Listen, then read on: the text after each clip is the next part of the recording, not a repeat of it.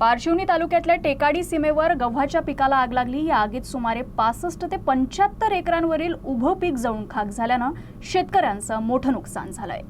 टेकाडी परिसरातील गव्हाच्या शेतांमध्ये अचानक आग लागली। वाऱ्याचा वेग आणि दिशा प्रतिकूल असल्यामुळे आग झपाट्यानं पसरली।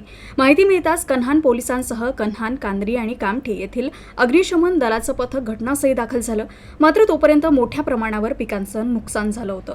अग्निशमन दलाच्या कर्मचाऱ्यांनी अथक प्रयत्नानंतर अखेर आगीवर नियंत्रण मिळवलं।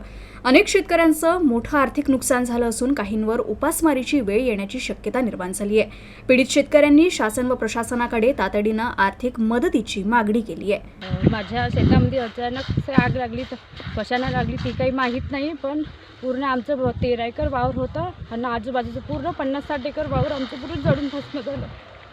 गव्हाची पुरी फसल एक बी दाणा नाही उरलंय खाण्यासाठी। शासनाकडून तुमची काय अपेक्षा? शासनाकडून आर्थिक काहीतरी मदत करावी अशी अपेक्षा आहे। सरकारने यावर काहीतरी हे करावी, मदत करावी आम्हाला, एवढीच।